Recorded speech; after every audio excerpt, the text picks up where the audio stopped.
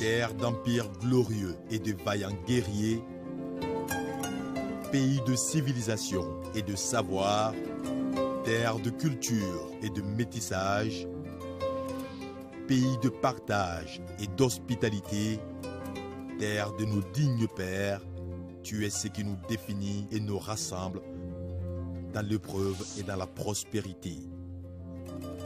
Comme un seul homme et pour un seul destin, nous ferons de toi, Mali, une terre de paix.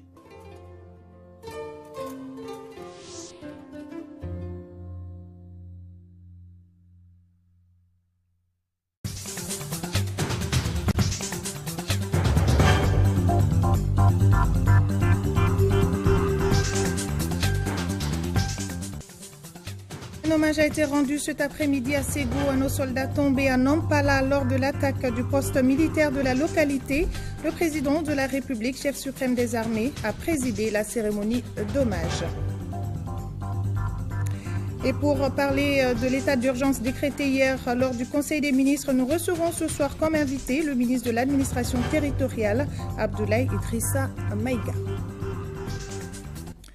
Madame, Messieurs, bonsoir et bienvenue dans la grande édition. Au premier jour du deuil national, le président de la République, Ibrahim Boubacar Keïta, s'est rendu à Ségou pour rendre un dernier hommage aux soldats morts lors de l'attaque terroriste du camp militaire de Nampala le mardi dernier. Ces vaillants soldats ont reçu la croix de la valeur militaire à titre posthume. En plus des autorités régionales, la cérémonie d'hommage a enregistré la présence du Premier ministre et plusieurs membres de son gouvernement. Nous écoutons donc le président de la République. Voilà donc le président de la République a rendu visite également aux militaires blessés admis à l'hôpital Nyanakoro Fomba de Ségou. Constat, ces vaillants soldats ont le moral au top et se disent toujours prêts à défendre l'intégrité du territoire. Ces propos qui ont conforté le chef suprême des armées dont l'objectif est de mettre les forces armées et de défense dans les meilleures conditions. Le deuil national de 72 heures a été bien salué par beaucoup de Maliens, constat fait lors de ce micro-trottoir réalisé par notre reporter Fadema Keïta. Du monument de l'indépendance aux différents chefs-lieux de service visités, les drapeaux sont en berne. La réaction prompte du président de la République face à la perte de 17 de nos hommes n'a point surpris les citoyens maliens.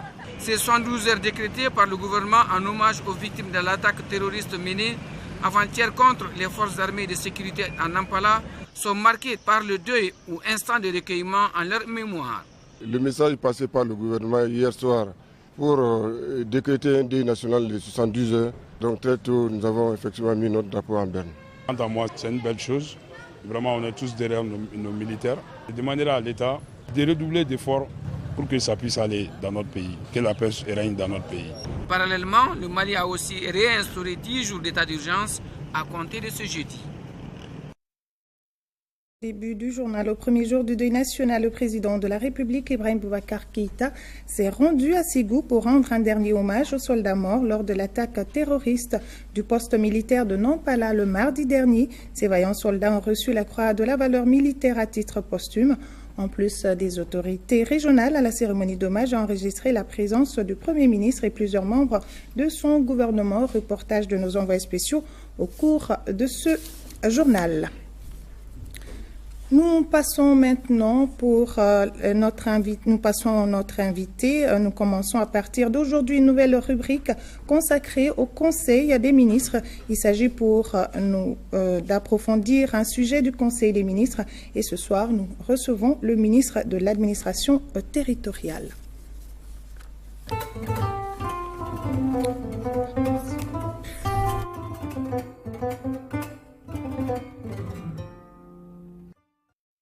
Bonsoir, Monsieur le ministre.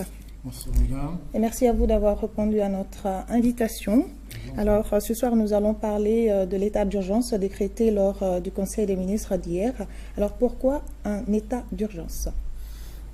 Permettez, madame, que je m'incline devant la mémoire du digne fils tombé sur le champ de l'honneur. Le digne fils qui, sur le théâtre des opérations de façon générale, de diverses nationalités aussi, ont fait de leur vie le sacrifice ultime. Permettez également que j'exprime cette pensée, une pensée pieuse, une pensée profonde, une pensée particulière à l'endroit de toutes les victimes de cette crise. Pour répondre à votre question, pourquoi l'état d'urgence? En évoquant la question de la crise, nous le savons tous. En période de crise, la tâche est ardue. Toutes les tâches le sont d'ailleurs. Et parce qu'elles le sont, il faut s'employer, ce que nous faisons, ce que le gouvernement fait, à apporter des réponses, à renforcer les capacités, toutes les capacités, à prendre des mesures seront difficiles, mais les mesures idoines. Et justement, l'état d'urgence est une de ces mesures permettant de renforcer le pouvoir administratif, de renforcer le pouvoir judiciaire, donc les autorités compétentes dans ces deux domaines. Et la capacité du gouvernement, en posant la question précisément, vous avez dit état d'urgence, sur une période de 10 jours. Dans la réglementation malienne, le président de la République, c'est le pouvoir constitutionnel, le gouvernement donc, a effectivement cette capacité à instaurer, à instituer l'état d'urgence sur une période de 10 jours. Mais cette mesure va être renforcée très bientôt, en accord avec l'Assemblée nationale, les députés, seuls habilités à instaurer une durée beaucoup plus longue. Alors, est-ce que l'état d'urgence permettra de mieux lutter contre le terrorisme? Absolument, madame. Mieux lutter contre le terrorisme, dans la mesure où c'est la 3e fois que le gouvernement prend l'initiative d'instaurer l'état d'urgence sur une période de 10 jours. C'est la 3e fois. Depuis novembre 2015, c'est la 3e fois. Ça veut dire que la menace existe toujours.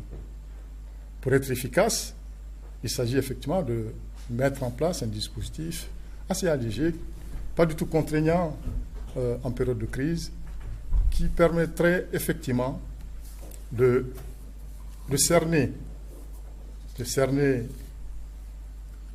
la dimension de la crise, d'interpeller, d'interner, de faire des perquisitions. C'est cela, en cela qu'on peut être efficace. Et sans l'état d'urgence, ces dispositions ne sont pas possibles. Il y a une commission consultative qui vient d'être constituée. À peine a eu le temps de travailler. Nous sommes en train de relire, effectivement, les documents relatifs à l'état d'urgence, à l'effet de renforcer davantage cette capacité et essayer d'être plus efficace. C'est pour... Généralement, on parle de restriction des libertés. Mais en réalité, aucune des libertés publiques n'est fortement menacée, n'est menacée.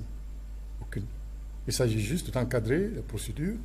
Et ceux qui sont en face, qui alimentent cette menace et qui constituent en soi eux-mêmes la menace, savent quel est l'intérêt, quelle est l'importance, quelle est la portée de l'état d'urgence.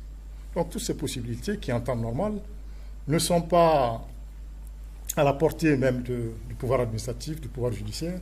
C'est tout cela qui permet effectivement, actuellement, d'aller de l'avant, d'être vigilant au quotidien et rappeler simplement que les mesures d'internement, les perquisitions, il y en a eu. Je ne fais pas de statistiques ici, mais c'est cela que l'état d'urgence peut permettre. Et est-ce que vous avez un mot à l'endroit des populations pour le respect quand même de l'état d'urgence? Un mot à l'endroit des populations, toujours oui. Parce que, madame, voyez-vous, l'attaque de l'opposition à Nampala, on en parle avec gravité. C'est une attaque terroriste. En parler aux populations, celles qui sont au plus près du théâtre des opérations, en savent davantage la peur au quotidien et la douleur également pour ceux qui vivent les désastres. Alors cette attaque vient rappeler au souvenir de la plupart de nos compatriotes cette situation de crise, une crise profonde que le pays connaît, et par endroits que le pays, là où le pays est même en guerre.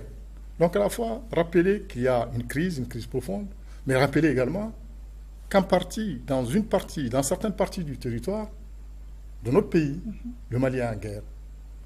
Le dire, c'est dire que aux populations, c'est de faire comprendre que nous n'en sortirons pas de sitôt sans le nécessaire sursaut national. Vituperer le gouvernement sous forme de blâme, dire ce qu'on pense de la gouvernance, mais l'hypothèque est là. La réponse à apporter à la crise, c'est le sursaut national. Et ce sursaut national pourrait permettre de comprendre qu'il ne s'agit pas de... D'ailleurs, réduire ne veut pas dire éliminer.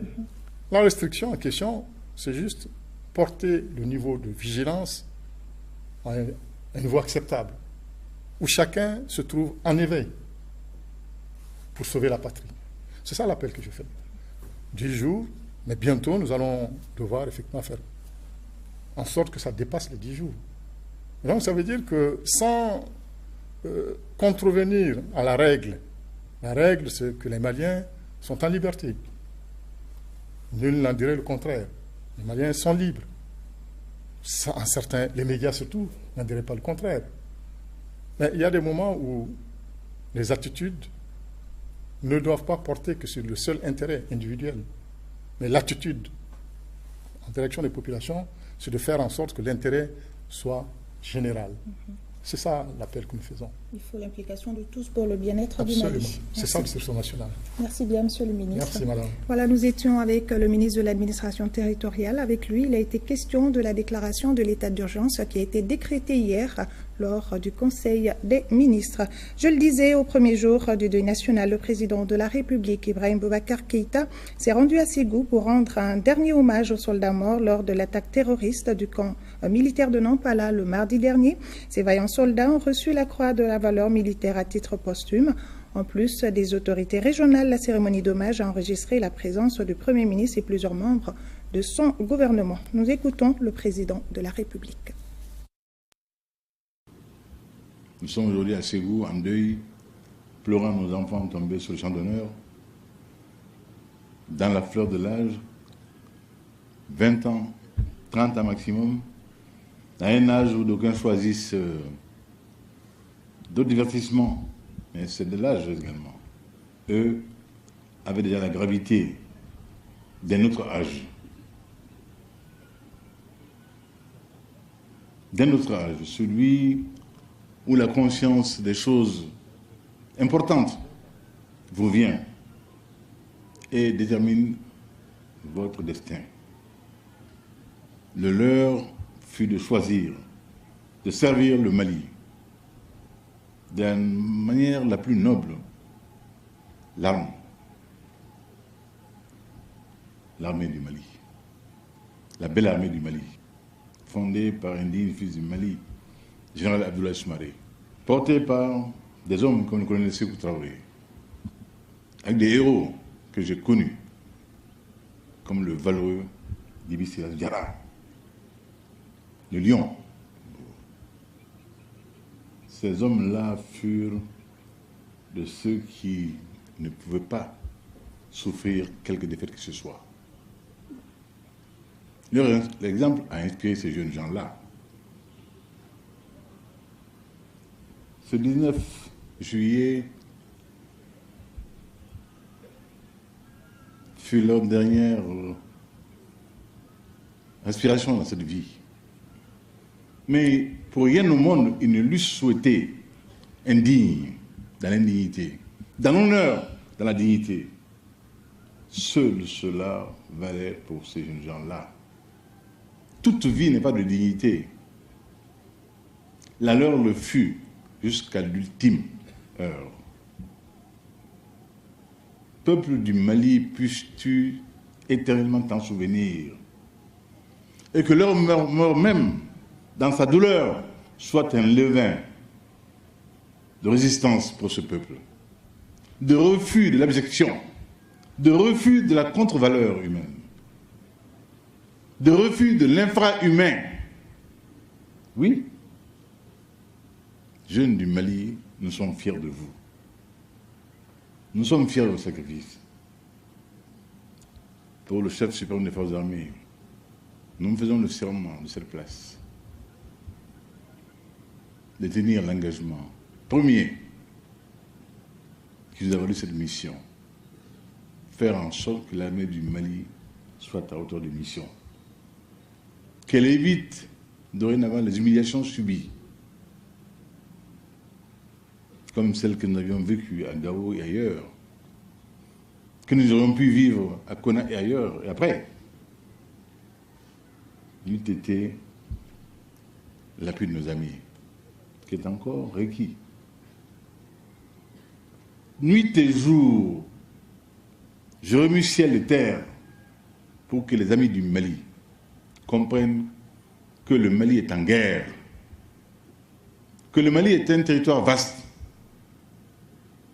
que l'arme aérienne est absolument incontournable pour la défense du Mali, qu'il nous faut des hélicoptères, qu'il nous faut des avions de reconnaissance, qu'il nous faut des avions de transport. Tout cela nous a conduit à initier la loi d'orientation. Mais, chers amis, nous ne sommes pas fabricants d'armes, nous n'avons pas d'industrie aéronautique. Nous sommes tenus par des délais de livraison, de fabrication. Ma mission, je la sais. J'en suis intimement imbu, imprégné, je la sais. Elle est ardente et rigoureuse, et je l'assumerai, Inch'Allah, pour ce pays. Suivons à présent le reportage complet sur cette cérémonie d'hommage avec nos envoyés spéciaux Mohamed Diarra Moussafani, Adama Kamara et Idrissa Traoré. Voilà, nous espérons retrouver le reportage de nos envoyés spéciaux. Sinon, nous continuons ce journal. La suite de ce journal, donc, et nous nous rendons à Kigali, au Rwanda, en marge du 27e sommet de l'Union africaine. Le président de la République, Ibrahim Boubacar Keïta, a accordé une audience au leader du Parlement africain des jeunes. Suleiman Satigui Sidibé était venu transmettre le salut des jeunes africains au président pour ses initiatives de paix et son leadership. Il l'a dit au micro de Sori Ibrahima Keïta. L'objet de ma visite auprès du chef de l'État aujourd'hui, c'est d'abord le remercier pour tout son soutien constant auprès de la jeunesse africaine à travers le poste que le Mali occupe, qui est le secrétariat général de l'Union panafricaine de la jeunesse. Donc c'était aussi lui transmettre le message de félicitations de la jeunesse africaine pour son leadership qui a conduit les pourparlers jusqu'à la signature d'un accord de paix en si peu de temps au Mali, et aussi lui transmettre le message de demande de parrainage d'une activité panafricaine, à savoir le sommet panafricain des jeunes sur la gouvernance d'éthique prévue pour se faire au Mali, sur son parrainage, et aussi lui montrer le soutien de l'ensemble des jeunes du continent pour ces initiatives panafricaines. Smart Africa a mis l'Afrique au niveau le plus sophistiqué en matière de communication technique. Le constat est du président de la République, Ibrahim Boubacar Keïta, au sortir d'une réunion de ce grand projet qui regroupe 13 États africains et ayant pour objectif de connecter tous les villages du continent en réseau de nouvelles technologies. Envoyés spéciaux sur Ibrahim Keïta, Sidiki Dambélé, Alou Touré et Tchèdje Kamara. Investir dans l'éthique, le plus tôt serait le mieux pour l'Afrique.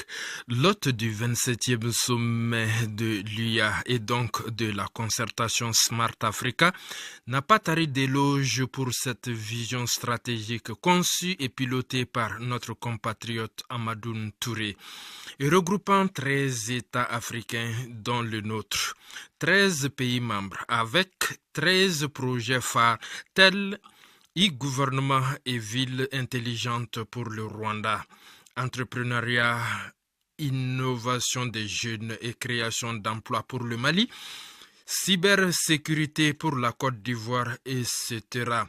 Gains immédiats attendus, une éducation pour tous par l'éthique, avec un marché de 250 millions d'appareils électroniques. Un réseau africain unique, la connectivité à haut débit partout et tout au long des infrastructures clés. Un programme Smart Africa de bourse d'études. Nous voulons que le continent africain puisse produire une partie de ses équipements, ce qui va créer des emplois. Nous voulons que le continent africain puisse concevoir les applications qui seront là à leur service. Nous voulons que le continent africain puisse créer des jeunes talents qui vont innover. Et à travers Smart Africa, nous avons une stratégie qui nous permet d'amener toute l'industrie et de faire du continent un continent qui est viable. Nous avons déjà des pays dans lesquels nous avons commencé à monter des ordinateurs portables. Nous allons fabriquer des smartphones, nous allons fabriquer des téléviseurs dans tout le continent africain. Si le Smart Africa doit réussir, il faut que tous les pays puissent s'approprier de ces principes et que nous puissions les incorporer dans nos propres stratégies. Donc c'est ce que nous avons fait. Au mois de novembre l'année passée, le Conseil du gouvernement a passé un nouveau document de politique et une stratégie qui s'appelle Smart Rwanda Master Plan. Donc on a, si vous voulez, incorporer tous les aspects importants, tous les piliers qui sont recommandés par l'organisation Smart Africa. Bien sûr, on a adapté à notre réalité locale. Les choses devront aller comme une lettre à la poste selon les concepteurs exécutifs, mais à condition que volonté politique suive, que main-d'œuvre soit bien spécialisée, bien formée et bien rémunérée, qu'il y ait une forte culture d'entrepreneuriat, un fort esprit d'innovation, une culture de communication et de partage de l'information. Ici à Bamako, l'épouse du chef de l'État Keïta Aminata Maïga a déposé une gerbe de fleurs au monument des enfants sur l'avenue Modibo Keïta. Elle rend ainsi hommage aux enfants massacrés à Soweto en Afrique du Sud lors de l'apartheid. L'événement s'inscrit dans le cadre de la célébration du 16 juin, journée de l'enfant africain. Reportage Abdraman Maïga. La situation oblige. La commémoration de la journée de l'enfant africain s'est déroulée dans une sobriété totale. Sobriété dit au deuil national de 3 jours décrété par les plus hautes autorités pour rendre hommage aux vaillants fils du pays tombés sur le champ de l'honneur. Ce dépôt de gerbes de fleurs par l'épouse du chef de l'État, Keïta Aminata Maïga, est aussi un souvenir en hommage aux enfants de Soweto massacrés en 1976 par le régime d'apartheid en Afrique du Sud. Les enfants et jeunes de la rue, quand ils quittaient la gare ici à côté, ils se trouvaient sur un grand arbre ici, ils prenaient leur drogue, ils prenaient de l'alcool. C'était vraiment un lieu de niche pour leur... Alors, tout cela, nous, en tant qu'éducateurs de rue, nous les rencontrons, nous travaillons avec eux. Et nous avons dit qu'il faut que cet espace-là soit transformé en un espace vraiment plus vif, convivial. Cet espace, qui était autrefois le lieu de retrouvailles des enfants de la rue, a été érigé en 1989 en monument. Vu le développement de la ville de Bamako, l'espace ne répond plus aux aspirations des initiateurs, parmi lesquels l'épouse du chef de l'État. C'est vrai que nous nous réunissons tous les ans au même endroit. Mais vous serez d'accord avec moi pour dire qu'aujourd'hui, ce mur n'a plus sa visibilité. Ça fait des années, à chaque fois, je demande aux autorités, il faut la transférer, ne serait-ce qu'à la cité des enfants, où vraiment il y a de la place. C'est un outil d'éducation. C'est pour que les enfants puissent se souvenir de ce qui s'est fait en Afrique du Sud. Mais également pour que les enfants savent qu'on doit défendre leurs droits, qu'ils ont droit à la vie, qu'ils ont droit à la santé, qu'ils ont droit à l'éducation. C'est un outil d'éducation. Ce n'est pas que je ne veux pas être dans la rue, ce n'est pas ça. Mais ce n'est pas adéquat pour les enfants. Il faut qu'ils sortent de la rue, justement. Dans le cadre de la lutte contre les violences dont sont victimes les enfants, la première dame, épouse et mère de famille pense que la promotion des droits des enfants mérite une plus grande attention des parents.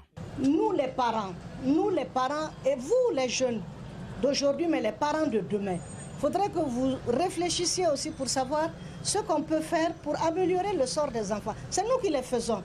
Et Dieu merci, Dieu a mis entre nos mains plusieurs outils, beaucoup d'outils pour améliorer le sort de nos enfants. Et finalement, je fais le constat comme quoi on n'a pas souci de nos enfants. Parce qu'il y en a qui sont dans la rue, certes, mais il y a beaucoup qui sont dans la rue. Il y a beaucoup qui ne sont pas dans les centres communautaires. Vous allez dans tous les quartiers de Bamako, vous verrez plein d'enfants dans la rue, vous vous demandez s'ils ont des parents, parce qu'ils sont dans la rue. Alors que nos traditions même nous demandent de faire en sorte que nous surveillions nos enfants. Au cours de la cérémonie, une minute de silence a été observée en la mémoire de Mamadou Sakho, animateur de jeunesse. Cet artiste qui nous a quittés en avril dernier s'est beaucoup investi pour la promotion des droits des enfants. Lancement ce matin au ministère des Affaires étrangères des activités de document du cadre stratégique pour la relance économique, véritable instrument de modernisation des institutions. Il s'agit de partager avec l'ensemble des cadres les opportunités pour la reconstruction du Mali. Alpha Maïga. Après quelques années de crise, place à la reconstruction. Et c'est dans ce cadre que le ministère des Affaires étrangères et de la coopération internationale partage avec son personnel un document relatif au cadre stratégique pour la relance économique et le développement durable du Mali. Un instrument focalisé sur 2 axes et qui permet de moderniser les institutions. D'abord, l'axe pour la paix et la sécurité.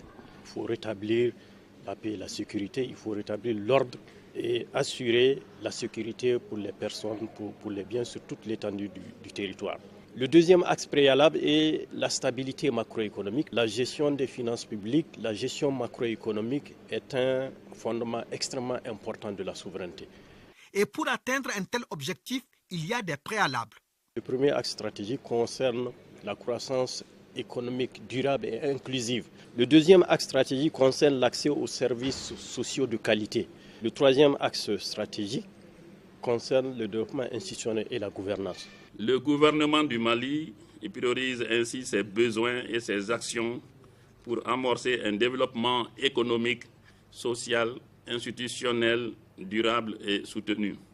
En attendant les conclusions de la rencontre, quelques documents ont été remis au cadre du département.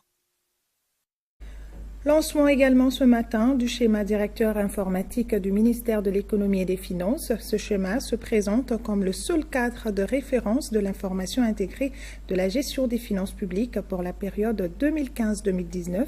Il doit permettre aux décideurs de disposer en temps réel d'outils métiers de qualité pour prendre des décisions appropriées au moment opportun. On en parle avec Rachel Tessougui. Le défi majeur du schéma directeur informatique consiste à exploiter les technologies de l'information et de la communication pour reconfigurer en profondeur les processus métiers du ministère de l'Économie et des Finances. Il devrait être un outil de pilotage pluriannuel de référence conforme aux bonnes pratiques. Plusieurs actions ont déjà été réalisées pour l'atteinte de ces objectifs, parmi lesquelles l'interconnexion des services et l'interfaçage des bases de données, la réalisation de tableaux de bord avec des indicateurs fiables pour l'aide à la décision, le développement du système intégré de gestion des marchés publics et des délégations des services publics en tenant compte des exigences des directives communautaires. Le ministre de l'Économie et des Finances estime que ce schéma directeur informatique permettra d'augmenter les capacités de développement économique dans tous les secteurs d'activité de production. Avec cet audacieux schéma directeur informatique, le Mali, à travers mon département, prend le pari de la promotion des technologies de l'information et de la communication pour l'atteinte des objectifs de croissance et de réduction de la pauvreté.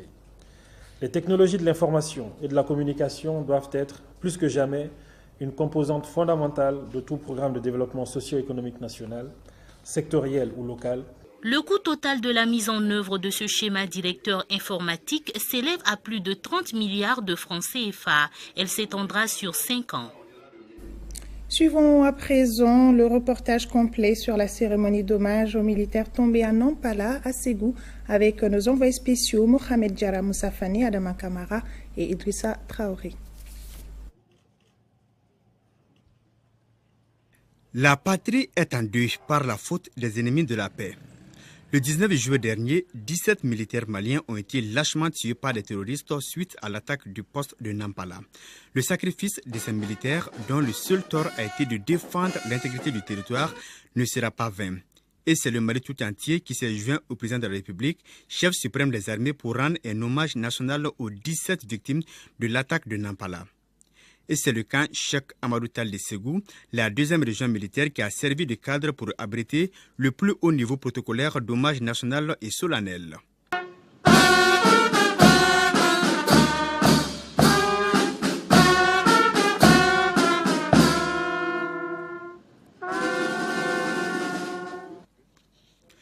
Le président de la République, Ibrahim Boubacar Keïta, chef suprême des armées, se recueille sur la dépouille des militaires au nombre de 15, les 2 autres ayant été inhumés à Nampala le jour de l'attaque.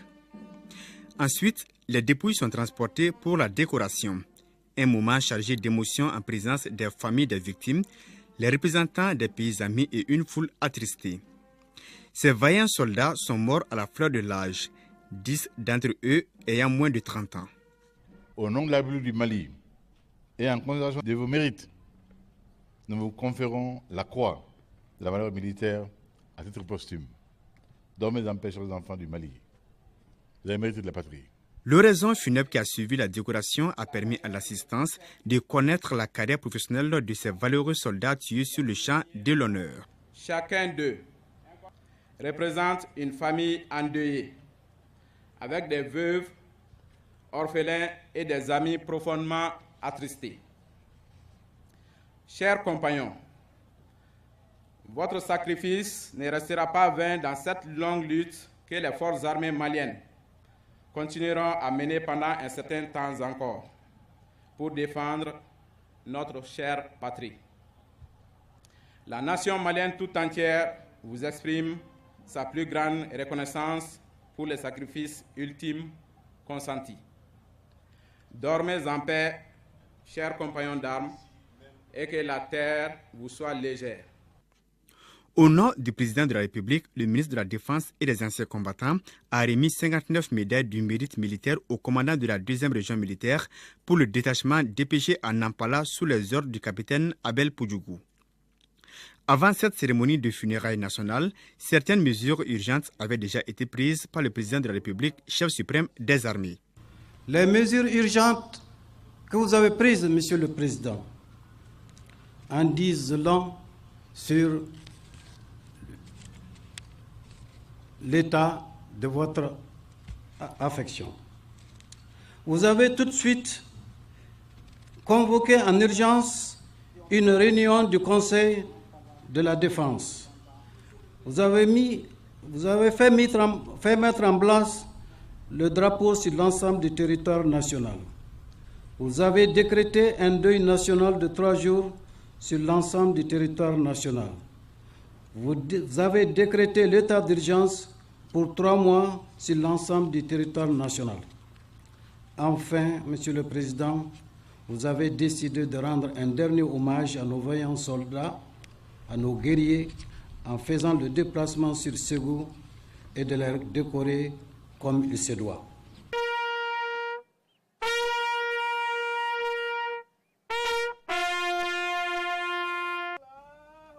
Et c'est avec le cœur meurtri que ces regrettés défenseurs de la patrie ont été inhumés au cimetière de Ségou, créant du coup un grand vide dans leur famille et entourage.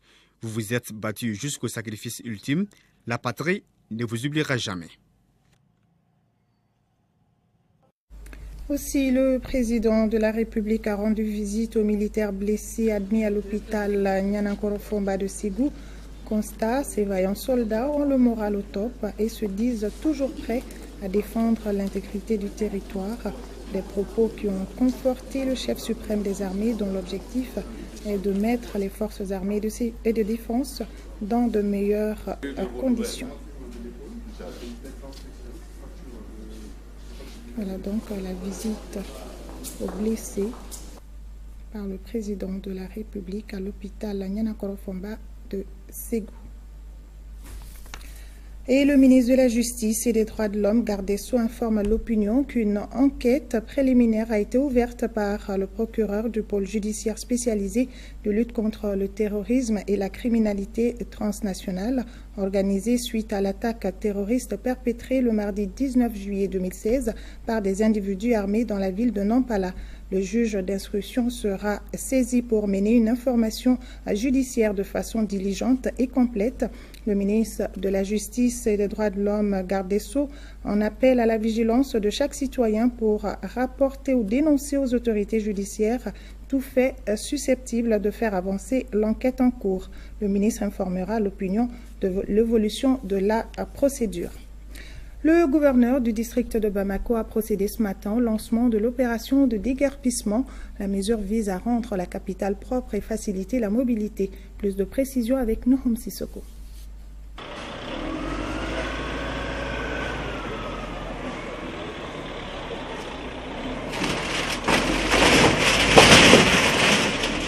Des hangars démolis au carré des Martyrs à Nyarela avec un engin lourd, suivi d'un ramassage systématique des débris pour les incinérer. Voilà ce qui concrétise l'opération de déguerpissement d'envergure des espaces publics enclenchée par le gouvernorat et la mairie du district de Bamako. La mesure intervient après une longue période de sensibilisation des occupants des lieux concernés. Cette opération se situe dans le cadre de l'assainissement et de l'embellissement de la ville de Bamako.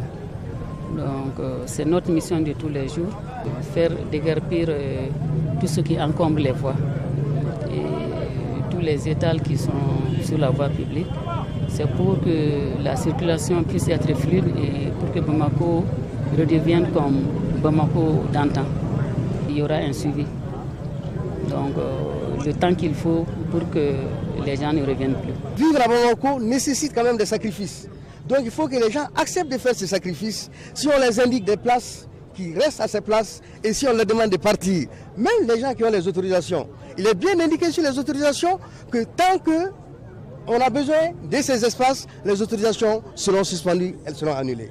Les espaces publics sont régis par les textes et leur occupation sans autorisation peut être sanctionnée par la loi. En cas d'occupation de l'espace public, en dehors des sanctions administratives que l'administration peut être amenée à prendre, il y a des sanctions pénales qui peuvent intervenir suite à la plainte de l'administration auprès des procureurs par rapport à ces infractions, à ces comportements-là. Et jugements peu sensibles et des condamnations vont tomber. C'est le moment de le dire que le parquet va s'assumer désormais parce que c'est dans l'intérêt de tous. Cette opération de déguerpissement s'étalera sur 2 semaines et concernera tout le district.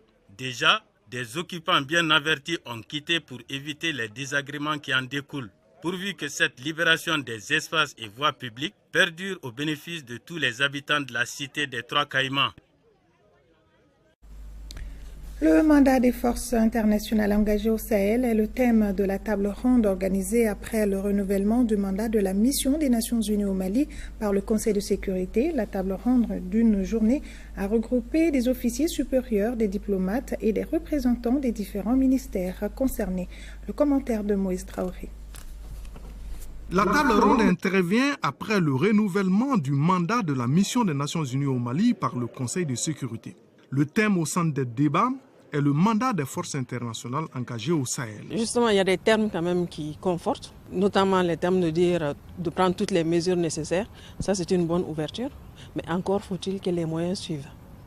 Et qu'est-ce qu'il faut mettre exactement dans le contenu, toutes les mesures nécessaires? Il y a des besoins de clarification. Et en termes de collaboration et d'assistance aux femmes, comment cela va se passer exactement? Outre des officiers supérieurs, la rencontre d'une journée regroupe des diplomates et des représentants des ministères concernés. Notre objectif est d'accompagner les initiatives qui contribuent à faire en sorte que les politiques de sécurité adoptées en mise en œuvre en Afrique subsaharienne soient le plus consensuelles possible. Pour éviter toute cacophonie, il est bon de faire une coordination. Donc ça, c'est l'occasion rêvée pour les forces, les différentes forces, de faire le point et de voir quel est le niveau approprié, adéquat d'adéquation de chacune de ces différentes forces. Justement, la table ronde s'attache à dépouiller 3 défis, dont ceux relatifs à la protection des populations civiles et au développement économique et social dans un contexte sécuritaire précaire. Les forces armées de sécurité engagées pour le Mali, quelques militaires du 33e régiment des commandos parachutistes ont effectué le mardi dernier un saut à ouverture commandé au terrain des sports du 10 régiment. C'est en présence de notre reporter Daouda Sidiki Diallo. Saut avec ouverture commandée, c'est l'exercice auquel quelques éléments du 33e régiment commando parachutiste se sont attelés ce mardi. Dans le cadre des opérations militaires, le parachutisme est la technique qui consiste à mettre en place par parachute du personnel, du matériel ou des approvisionnements. Après quelques flottements, nos parachutistes renouent avec le saut de façon grandiose sous le regard des députés de la commission défense de l'Assemblée nationale. Donc là, on a fait un saut en ouverture commandée. C'est un savoir-faire que le régiment paramétrise depuis 1961. Malheureusement, on a eu une période de flottement à partir de 2013 et on devait se focaliser sur la réalité des opérations au nord. Donc comme nous sommes bien lancés dans cette dynamique et que nos éléments tournent bien sur le théâtre des opérations, on a jugé opportun et sur les instructions de la hiérarchie de récupérer ce savoir-faire. J'ai été superbement émerveillé et puis surtout la motivation des hommes. Partout où nous passons, nous sentons que les hommes aiment leur travail et surtout ils ont du respect pour leur chef, donc pour la hiérarchie. Et qu'on puisse voir que le commandant même, qui soit à la tête de ces hommes-là pour sauter et qui montre l'exemple, parce que c'est aussi ça l'armée. Et je crois que la légende du béret rouge est une légende vraie. Courage à ces hommes-là, qu'ils continuent d'aimer leur patrie et nous n'allons pas les oublier. Nous avons aussi constaté en passant qu'il y avait beaucoup de défauts dans le matériel et aussi beaucoup de manque de moyens. Donc ce sont des choses que nous avons notées.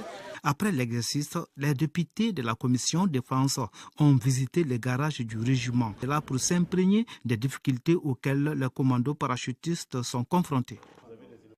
Et ce communiqué, le gouvernement de la République du Mali a décrété le mercredi 20 juillet 2016 un deuil national de 3 jours suite à l'attaque contre le camp militaire de Nampala dans le but de manifester une plus grande adhésion à cette initiative gouvernementale d'exprimer un soutien sans faille aux forces armées de sécurité nationale.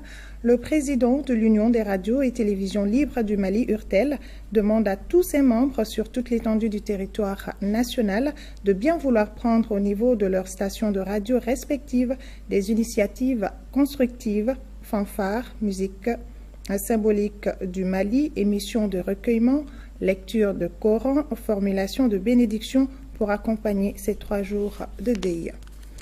Une délégation du Parlement européen est en visite au Mali et s'est rendue au centre d'instruction Boubacar Sadassi de Koulikoro. C'était pour échanger avec les responsables de l'EITM sur les acquis et les perspectives en matière de renforcement des capacités opérationnelles de l'armée malienne. Depuis Koulikoro, Reima Koni. Une grande délégation de l'Union européenne composée de parlementaires, de l'ambassadeur de cette union et des représentants de l'EICAP effectue une visite au centre d'instruction Boubacar Sadassi de Koulikoro. Ces personnalités viennent discuter du renforcement des efforts louables que l'EITM est en train de faire dans le cadre de la formation des soldats maliens. Nous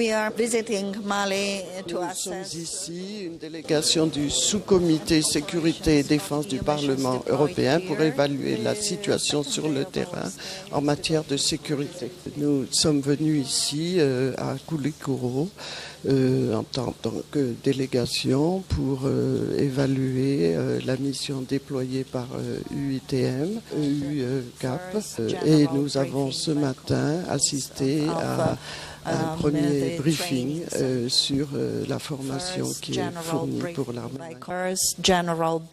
Le commandant du centre d'instruction Boubacar Sadassi de Koulikoro a salué les efforts déjà fournis par l'Union européenne dans le cadre du partenariat. Cette visite peut contribuer au renforcement des capacités opérationnelles des militaires maliens. Dans le cadre de la politique de développement des sports 2016-2020, le ministre des Sports a posé la première pierre du terrain de Boulkassoumbougou. Il s'agit pour le ministre des Sports de garantir les espaces de sport pour la bonne pratique du sport. Compte rendu Abdul Karim Kaba. Le ministre des Sports procède ainsi au lancement d'une vaste campagne d'aménagement et de sécurisation des terrains de sport. Cette concrétisation, c'est-à-dire répertorier et conserver les terrains de sport dans les districts de Bamako, entre dans le cadre de la politique de développement des sports. Il s'agit par là de rapprocher au plus près des populations les infrastructures sportives. Vous savez, avec la démographie galopante aujourd'hui, ces espaces sont de plus en plus menacés. Or, ces espaces sont vitaux. C'est pourquoi il est bon d'avoir des espaces sécurisés dans les quartiers pour permettre à toutes les couches sociales cette pratique sportive. Et le gouvernement a mis les moyens à notre disposition pour ce faire. La réalisation de ce terrain va permettre aux jeunes de se divertir dans la paix, dira le premier adjoint au maire de la commune 1. La préservation, la révalorisation du patrimoine culturel, artistique et singulièrement sportif occupent une place de choix parmi les grandes orientations du PDSEC de la commune 1. Nous avons dit à l'entreprise tout de suite, une chose est de poser la pierre, mais une autre chose est le respect des délais. Nous tenons à ce que ces délais soient respectés et nous viendrons en tout cas à chaque fois voir l'évolution de ces travaux. Nous n'hésiterons pas, en cas de non-respect, en tout cas des délais, des engagements pris par l'entreprise, d'appliquer les mesures de sanctions prévues dans le présent contrat. Les travaux qui dureront 4 mois sont financés par le gouvernement. Pour le terrain de Bouloukasembou, c'est Dantal BTP qui assure la réalisation. En raison du deuil national, l'émission Sambé Sambé panafricaine dont l'enregistrement était prévu pour demain a reporté au mercredi 27 juillet à l'hôtel Olympe International à partir de 17h. Le RTM s'est compté sur la bonne compréhension de tous. L'ORTM est en deuil. L'un des tout premiers techniciens Radio Soudan devenu Radio Mali, plus tard Abounei Traoré, nous a quittés ce jeudi à l'âge de 80 ans.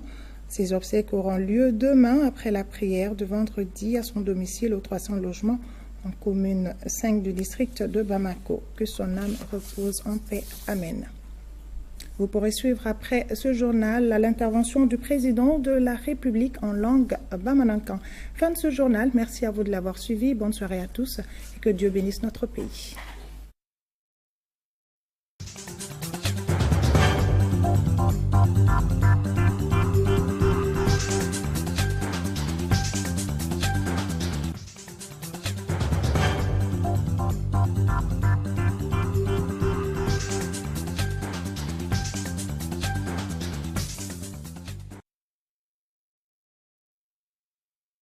Sont morts à la fleur de l'âge, 10 d'entre eux ayant moins de 30 ans. Au nom de la République du Mali et en considération de vos mérites, nous vous conférons la croix de la valeur militaire à titre posthume. Dormez en paix sur les enfants du Mali. Vous avez mérité de la patrie. L'oraison funèbre qui a suivi la décoration a permis à l'assistance de connaître la carrière professionnelle de ces valeureux soldats tués sur le champ de l'honneur. Chacun d'eux représente une famille endeuillée, avec des veuves, orphelins et des amis profondément attristés. Chers compagnons, votre sacrifice ne restera pas vain dans cette longue lutte que les forces armées maliennes continueront à mener pendant un certain temps encore pour défendre notre chère patrie. La nation malienne tout entière vous exprime sa plus grande reconnaissance pour les sacrifices ultimes consentis. Dormez en paix, chers compagnons d'armes, et que la terre vous soit légère. Au nom du président de la République, le ministre de la Défense et des anciens combattants a remis 59 médailles du mérite militaire au commandant de la 2e région militaire pour le détachement dépêché à Nampala sous les ordres du capitaine Abel Poudjougou. Avant cette cérémonie de funérailles nationales, certaines mesures urgentes avaient déjà été prises par le président de la République, chef suprême des armées. Les mesures urgentes que vous avez prises, Monsieur le Président, en disent long sur l'état de votre affection. Vous avez tout de suite convoqué en urgence une réunion du Conseil de la Défense. Vous avez fait mettre en place le drapeau sur l'ensemble du territoire national. Vous avez décrété un deuil national de 3 jours sur l'ensemble du territoire national. Vous avez décrété l'état d'urgence pour 3 mois sur l'ensemble du territoire national. Enfin, Monsieur le Président, vous avez décidé de rendre un dernier hommage à nos vaillants soldats à nos guerriers en faisant le déplacement sur Ségou et de les décorer comme il se doit.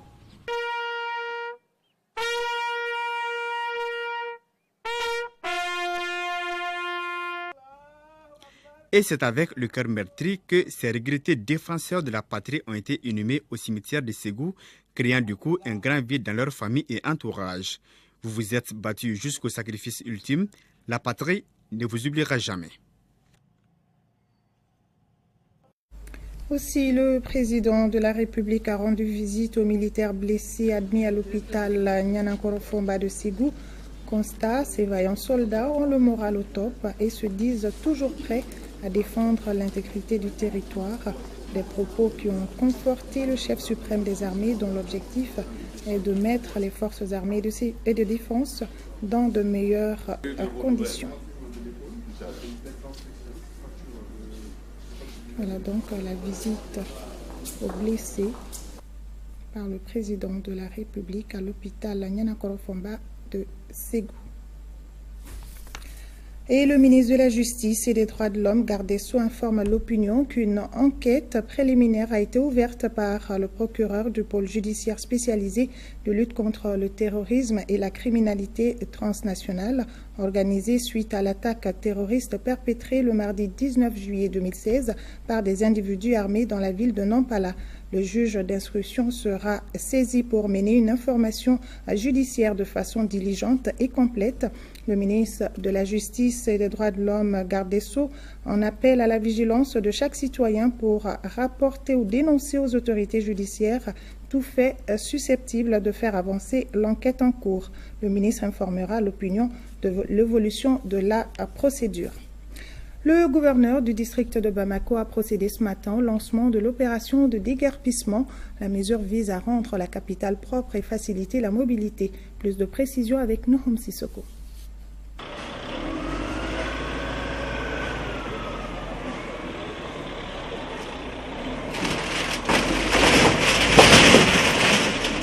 Des hangars démolis au carré des Martyrs à Nyarela avec un engin lourd, suivi d'un ramassage systématique des débris pour les incinérer. Voilà ce qui concrétise l'opération de déguerpissement d'envergure des espaces publics enclenchée par le gouvernorat et la mairie du district de Bamako.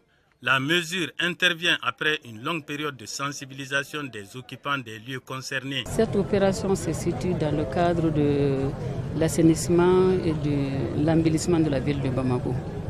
Donc c'est notre mission de tous les jours, de faire déguerpir tout ce qui encombre les voies et tous les étals qui sont sur la voie publique.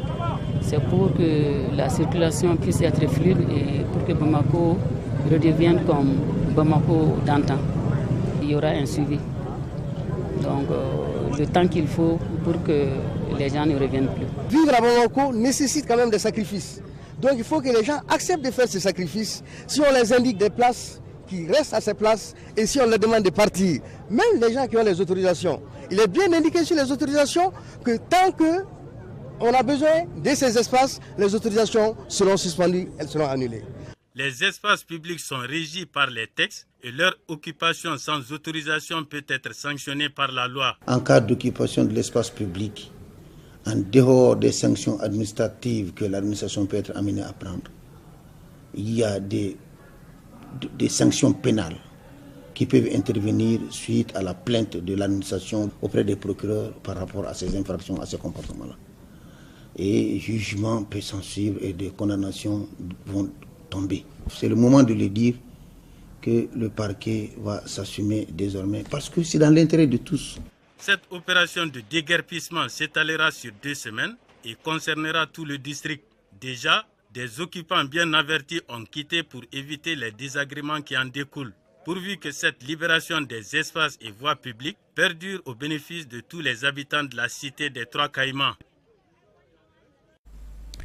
Le mandat des forces internationales engagées au Sahel est le thème de la table ronde organisée après le renouvellement du mandat de la mission des Nations Unies au Mali par le Conseil de sécurité. La table ronde d'une journée a regroupé des officiers supérieurs, des diplomates et des représentants des différents ministères concernés. Le commentaire de Moïse Traoré. La table ronde intervient après le renouvellement du mandat de la mission des Nations Unies au Mali par le Conseil de sécurité.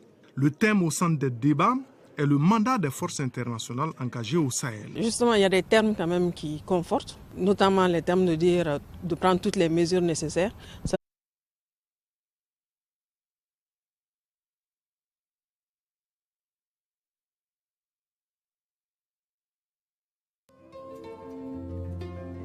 Terre d'empires glorieux et de vaillants guerriers, pays de civilisation et de savoir, terre de culture et de métissage, pays de partage et d'hospitalité, terre de nos dignes pères, tu es ce qui nous définit et nous rassemble dans l'épreuve et dans la prospérité. Comme un seul homme et pour un seul destin, nous ferons de toi, Mali, une terre de paix.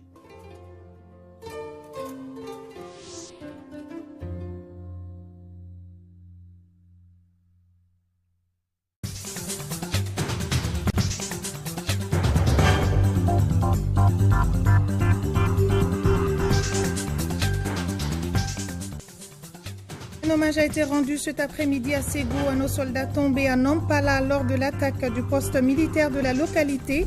Le président de la République, chef suprême des armées, a présidé la cérémonie d'hommage. Et pour parler de l'état d'urgence décrété hier lors du Conseil des ministres, nous recevons ce soir comme invité le ministre de l'administration territoriale, Abdoulaye Idrissa Maïga.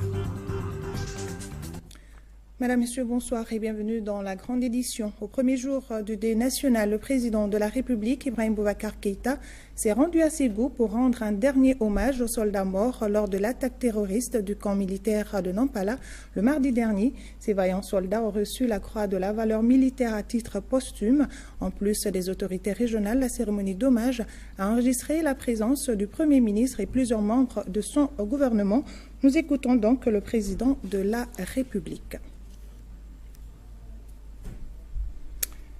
Voilà donc le président de la République a rendu visite également aux militaires blessés admis à l'hôpital Nyanakoro Fomba de Ségou.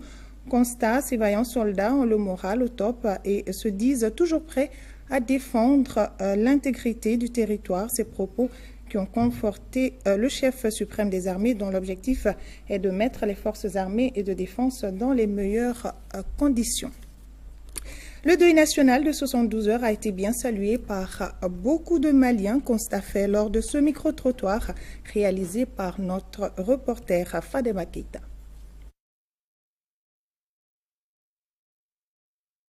Du monument de l'indépendance aux différents chefs-lieux de service visités, les drapeaux sont en berne. La réaction prompte du président de la République face à la perte de 17 de nos hommes n'a point surpris les citoyens maliens. Ces 72 heures décrétées par le gouvernement en hommage aux victimes de l'attaque terroriste menée avant-hier contre les forces armées de sécurité en Nampala sont marquées par le deuil ou instant de recueillement en leur mémoire.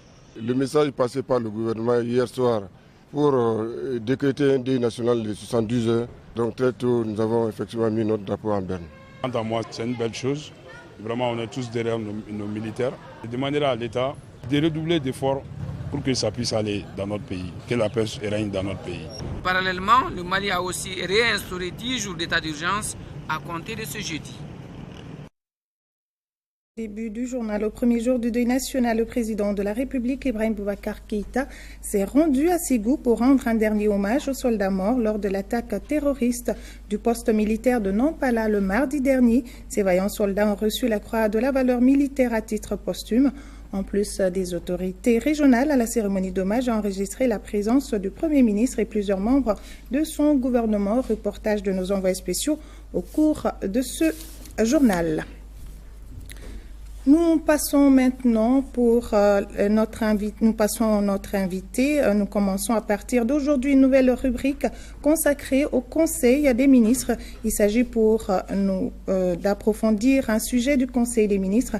Et ce soir, nous recevons le ministre de l'Administration territoriale.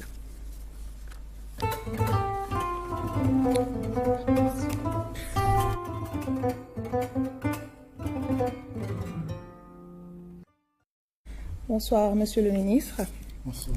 Et merci à vous d'avoir répondu à notre invitation. Alors, ce soir, nous allons parler de l'état d'urgence décrété lors du Conseil des ministres d'hier.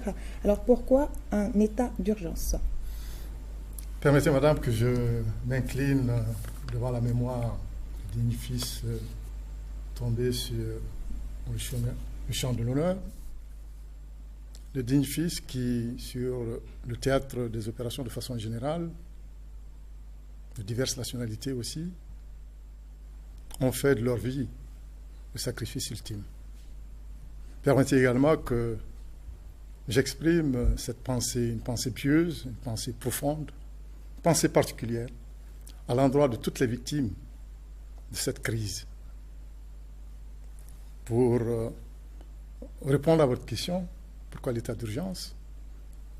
En évoquant la question de la crise, nous le savons tous.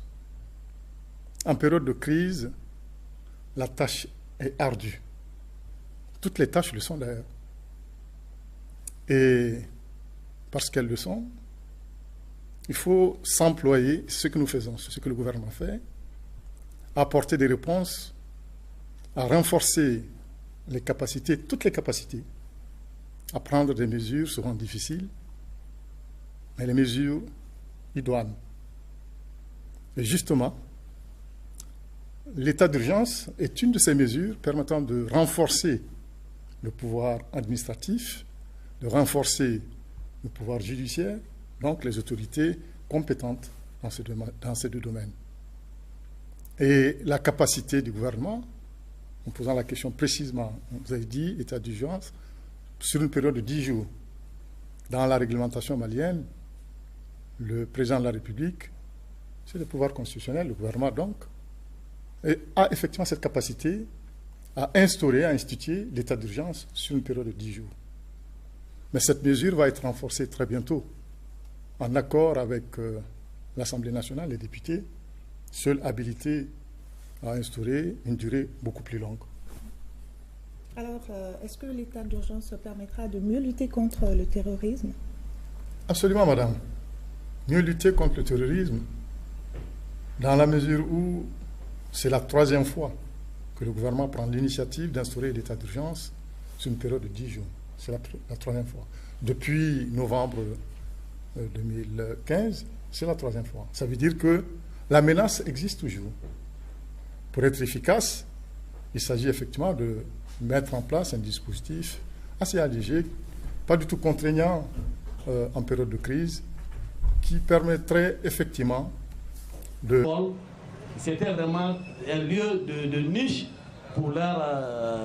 Alors, tout cela, nous, en tant qu'éducateurs de rue, nous les rencontrons, nous travaillons avec eux.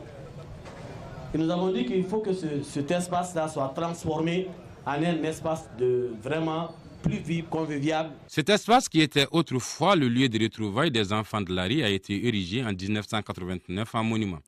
Vu le développement de la ville de Bamako, l'espace ne répond plus aux aspirations des initiateurs, parmi lesquels l'épouse du chef de l'État. C'est vrai que nous nous réunissons tous les ans au même endroit.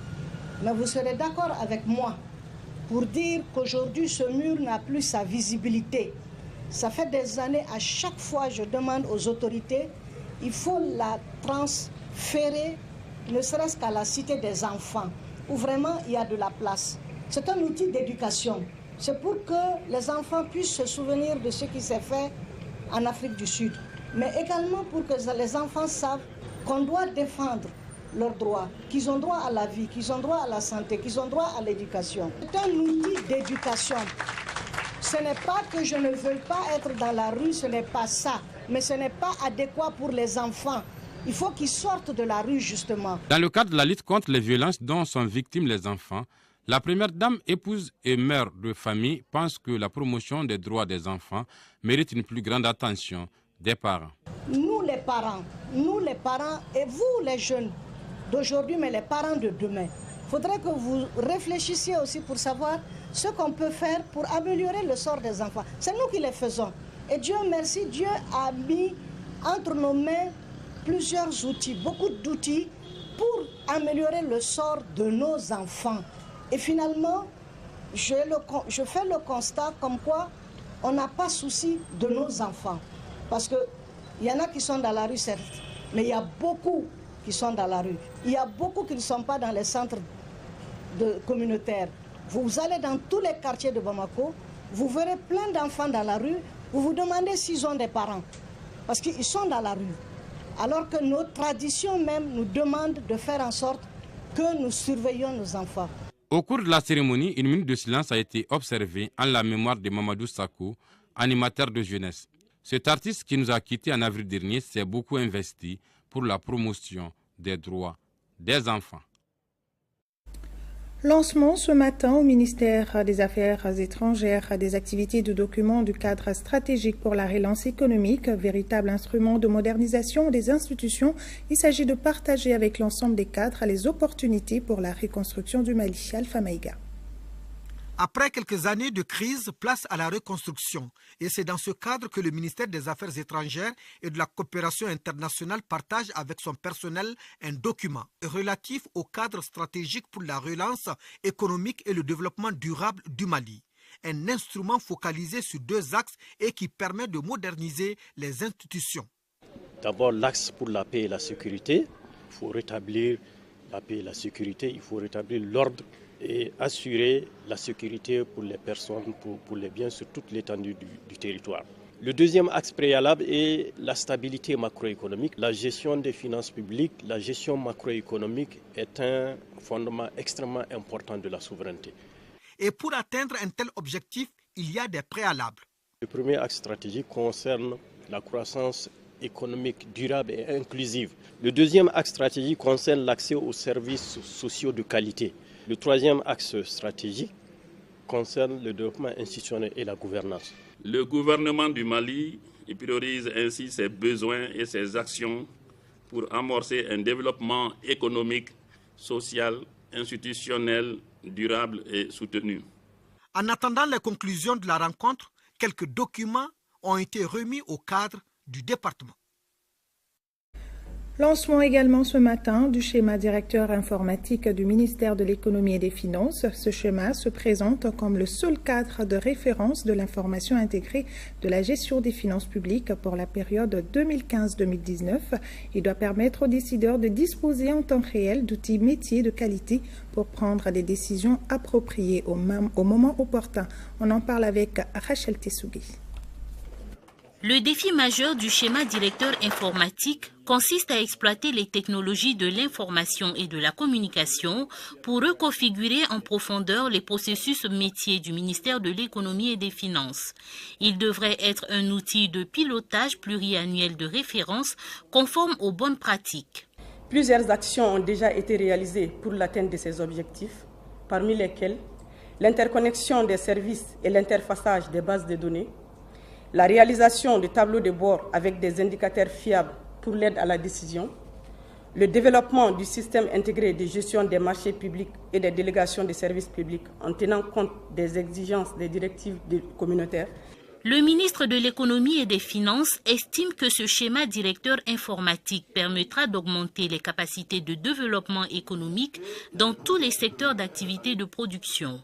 Avec cet audacieux schéma directeur informatique, le Mali, à travers mon département, prend le pari de la promotion des technologies de l'information et de la communication pour l'atteinte des objectifs de croissance et de réduction de la pauvreté. Les technologies de l'information et de la communication doivent être, plus que jamais, une composante fondamentale de tout programme de développement socio-économique national, sectoriel ou local. Le coût total de la mise en œuvre de ce schéma directeur informatique s'élève à plus de 30 milliards de francs CFA. Elle s'étendra sur 5 ans. Suivons à présent le reportage complet sur la cérémonie d'hommage aux militaires tombés à Nampala, à Ségou, avec nos envoyés spéciaux Mohamed Diarra Moussafani, Adama Kamara et Idrissa Traoré. La patrie est en deuil par la faute des ennemis de la paix. Le 19 juillet dernier, 17 militaires maliens ont été lâchement tués par des terroristes suite à l'attaque du poste de Nampala. Le sacrifice de ces militaires, dont le seul tort a été de défendre l'intégrité du territoire, ne sera pas vain. Et c'est le Mali tout entier qui s'est joint au président de la République, chef suprême des armées, pour rendre un hommage national aux 17 victimes de l'attaque de Nampala. Et c'est le camp Cheikh Amadou Tall de Ségou, la deuxième région militaire qui a servi de cadre pour abriter le plus haut niveau protocolaire d'hommage national et solennel.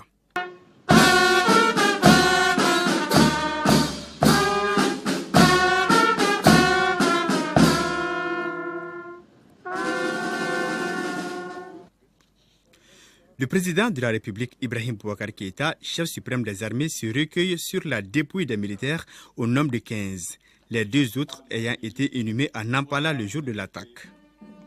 Ensuite, les dépouilles sont transportées pour la décoration. Un moment chargé d'émotion en présence des familles des victimes, les représentants des pays amis et une foule attristée. Ces vaillants soldats... De cerner la dimension de la crise, d'interpeller, d'interner, de faire des perquisitions. C'est cela, en cela qu'on peut être efficace. Et sans l'état d'urgence, ces dispositions ne sont pas possibles. Il y a une commission consultative qui vient d'être constituée. À peine a eu le temps de travailler. Nous sommes en train de relire, effectivement, les documents relatifs à l'état d'urgence, à l'effet de renforcer davantage cette capacité et essayer d'être plus efficace. C'est pour... Généralement, on parle de restriction des libertés. Mais en réalité, aucune des libertés publiques n'est fortement menacée, n'est menacée. Aucune. Il s'agit juste d'encadrer les procédures. Et ceux qui sont en face, qui alimentent cette menace et qui constituent en soi eux-mêmes la menace, savent quel est l'intérêt, quelle est l'importance, quelle est la portée de l'état d'urgence. Donc, toutes ces possibilités qui, en temps normal, ne sont pas à la portée même du pouvoir administratif, du pouvoir judiciaire. C'est tout cela qui permet effectivement, actuellement, d'aller de l'avant, d'être vigilant au quotidien et rappeler simplement que les mesures d'internement, les perquisitions, il y en a eu. Je ne fais pas de statistiques ici, mais c'est cela que l'état d'urgence peut permettre. Et est-ce que vous avez un mot à l'endroit des populations pour le respect quand même de l'état d'urgence? Un mot à l'endroit des populations, toujours oui. Parce que madame, voyez-vous, l'attaque de l'opposition à Nampala, on en parle avec gravité. C'est une attaque terroriste. En parler aux populations, celles qui sont au plus près du théâtre des opérations, en savent davantage la peur au quotidien et la douleur également pour ceux qui vivent les désastres. Alors cette attaque vient rappeler au souvenir de la plupart de nos compatriotes cette situation de crise, une crise profonde que le pays connaît et par endroits que le pays, là où le pays est même en guerre. Donc à la fois rappeler qu'il y a une crise profonde, mais rappeler également qu'en partie, dans certaines parties du territoire de notre pays, le Mali est en guerre. Le dire, c'est dire aux populations, c'est de faire comprendre que nous n'en sortirons pas de sitôt sans le nécessaire sursaut national. Vitupérer le gouvernement sous forme de blâme, dire ce qu'on pense de la gouvernance, mais l'hypothèque est là.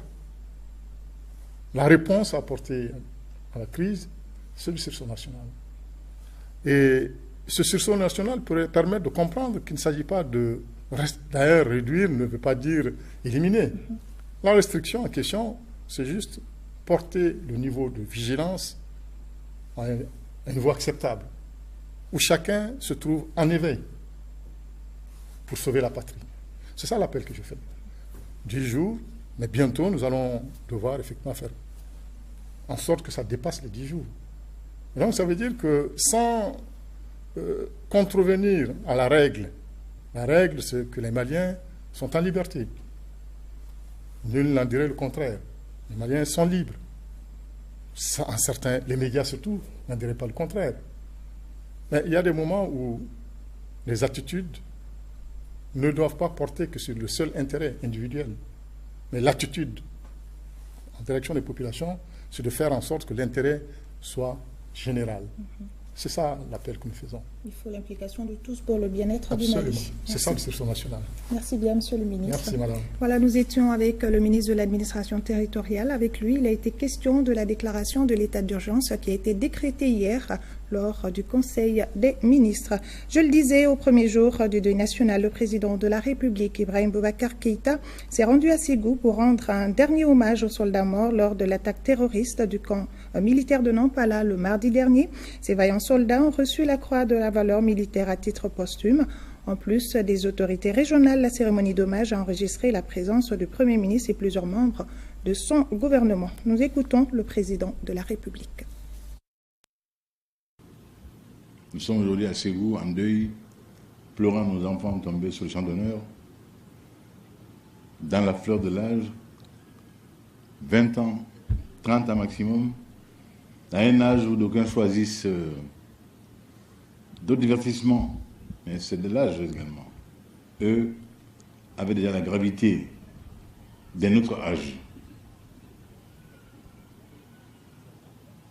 D'un autre âge, celui où la conscience des choses importantes vous vient et détermine votre destin. Le leur fut de choisir, de servir le Mali de la manière la plus noble, l'armée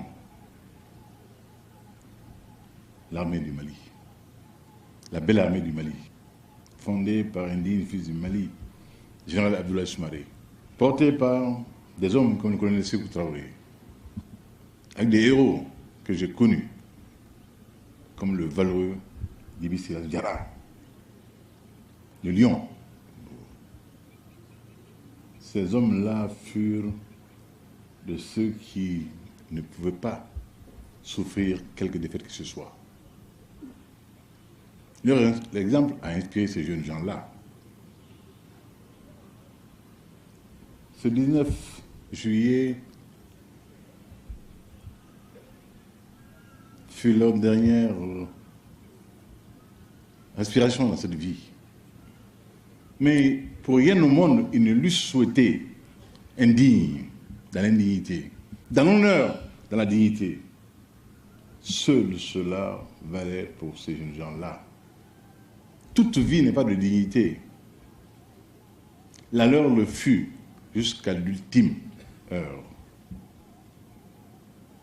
Peuple du Mali, puisses-tu éternellement t'en souvenir, et que leur mort même, dans sa douleur, soit un levain de résistance pour ce peuple, de refus de l'abjection, de refus de la contre-valeur humaine, de refus de l'infra-humain. Oui, jeunes du Mali, nous sommes fiers de vous. Nous sommes fiers de vos sacrifices. Pour le chef suprême des forces armées, nous faisons le serment de cette place de tenir l'engagement premier qui nous a valu cette mission, faire en sorte que l'armée du Mali soit à hauteur de mission, qu'elle évite dorénavant les humiliations subies, comme celles que nous avions vécues à Gao et ailleurs, que nous aurions pu vivre à Kona et ailleurs, et après, il eût été l'appui de nos amis, qui est encore requis. Nuit et jour, je remue ciel et terre pour que les amis du Mali comprennent que le Mali est en guerre, que le Mali est un territoire vaste, que l'arme aérienne est absolument incontournable pour la défense du Mali, qu'il nous faut des hélicoptères, qu'il nous faut des avions de reconnaissance, qu'il nous faut des avions de transport. Tout cela nous a conduit à initier la loi d'orientation. Mais, chers amis, nous ne sommes pas fabricants d'armes, nous n'avons pas d'industrie aéronautique. Nous sommes tenus par des délais de livraison, de fabrication Ma mission, je la sais. J'en suis intimement imprégné, je la sais. Elle est ardente et rigoureuse, et je l'assumerai, Inch'Allah, pour ce pays. Suivons à présent le reportage complet sur cette cérémonie d'hommage avec nos envoyés spéciaux Mohamed Diarra Moussafani, Adama Kamara et Idrissa Traoré. Voilà, nous espérons retrouver le reportage de nos envoyés spéciaux. Sinon, nous continuons ce journal. La suite de ce journal, donc, et nous nous rendons à Kigali, au Rwanda, en marge du 27e sommet de l'Union africaine. Le président de la République, Ibrahim Boubacar Keïta, a accordé une audience au leader du Parlement africain des jeunes. Souleymane Satigi Sidibé était venu transmettre le salut des jeunes africains au président pour ses initiatives de paix et son leadership. Il l'a dit au micro de Sori Ibrahima Keïta. L'objet de ma visite auprès du chef de l'État aujourd'hui, c'est d'abord le remercier pour tout son soutien constant auprès de la jeunesse africaine à travers le poste que le Mali occupe, qui est le secrétariat général de l'Union panafricaine de la jeunesse. Donc c'était aussi lui transmettre le message de félicitations de la jeunesse africaine pour son leadership qui a conduit les pourparlers jusqu'à la signature d'un accord de paix en si peu de temps au Mali. Et aussi de transmettre le message de demande de parrainage d'une activité panafricaine, à savoir le sommet panafricain des jeunes sur la gouvernance d'éthique prévue pour se faire au Mali, sur son parrainage, et aussi lui montrer le soutien de l'ensemble des jeunes du continent pour ces initiatives panafricaines. Smart Africa a mis l'Afrique au niveau le plus sophistiqué en matière de communication technique. Le constat est du président de la République, Ibrahim Boubacar Keïta, au sortir d'une réunion de ce grand projet qui regroupe 13 États africains et ayant pour objectif de connecter tous les villages du continent en réseau de nouvelles technologies. Envoyés spéciaux, Sori Ibrahima Keïta, Sidiki Dambélé, Alou Touré et Tchèdje Kamara. Investir dans l'éthique, le plus tôt serait le mieux pour l'Afrique. L'hôte du 27e sommet de l'UIA et donc de la concertation Smart Africa n'a pas taré d'éloges pour cette vision stratégique conçue et pilotée par notre compatriote Amadou Touré, et regroupant 13 États africains dont le nôtre, 13 pays membres avec 13 projets phares tels e-gouvernement et ville intelligente pour le Rwanda, entrepreneuriat, innovation des jeunes et création d'emplois pour le Mali, cybersécurité pour la Côte d'Ivoire, etc. Gains immédiats attendus, une éducation pour tous par l'éthique, avec un marché de 250 millions d'appareils électroniques. Un réseau africain unique, la connectivité à haut débit partout et tout au long des infrastructures clés. Un programme Smart Africa de bourse d'études. Nous voulons que le continent africain puisse produire une partie de ses équipements, ce qui va créer des emplois. Nous voulons que le continent africain puisse concevoir les applications qui seront là à leur service. Nous voulons que le continent africain puisse créer des jeunes talents qui vont innover. Et à travers Smart Africa, nous avons une stratégie qui nous permet d'amener toute l'industrie et de faire du continent un continent qui est viable. Nous avons déjà des pays dans lesquels nous avons commencé à monter des ordinateurs portables. Nous allons fabriquer des smartphones, nous allons fabriquer des téléviseurs dans tout le continent africain. Si le Smart Africa doit réussir, il faut que tous les pays puissent s'approprier de ces principes et que nous puissions les incorporer dans nos propres stratégies. Donc c'est ce que nous avons fait. Au mois de novembre l'année passée, le Conseil du gouvernement a passé un nouveau document de politique et une stratégie qui s'appelle Smart Rwanda Master Plan. Donc on a, si vous voulez, incorporé tous les aspects importants, tous les piliers qui sont recommandés par l'organisation Smart Africa. Bien sûr, on a adapté à notre réalité locale. Les choses devront aller comme une lettre à la poste selon les concepteurs exécutifs, mais à condition que volonté politique suive, que main-d'œuvre soit bien spécialisée, bien formée et bien rémunérée, qu'il y ait une forte culture d'entrepreneuriat, un fort esprit d'innovation, une culture de communication et de partage de l'information. Ici à Bamako, l'épouse du chef de l'État Keïta Aminata Maïga a déposé une gerbe de fleurs au monument des enfants sur l'avenue Modibo Keïta. Elle rend ainsi hommage aux enfants massacrés à Soweto en Afrique du Sud lors de l'apartheid. L'événement s'inscrit dans le cadre de la célébration du 16 juin, journée de l'enfant africain. Reportage Abdraman Maïga. La situation oblige. La commémoration de la journée de l'enfant africain s'est déroulée dans une sobriété totale. Sobriété dit au deuil national de 3 jours décrété par les plus hautes autorités pour rendre hommage aux vaillants fils du pays tombés sur le champ de l'honneur. Ce dépôt de gerbes de fleurs par l'épouse du chef de l'État, Keïta Aminata Maïga, est aussi un souvenir en hommage aux enfants de Soweto massacrés en 1976 par le régime d'apartheid en Afrique du Sud. Les enfants et jeunes de la rue, quand ils quittaient la gare ici à côté, ils se trouvaient sur un grand arbre ici, ils prenaient leur drogue, ils prenaient de la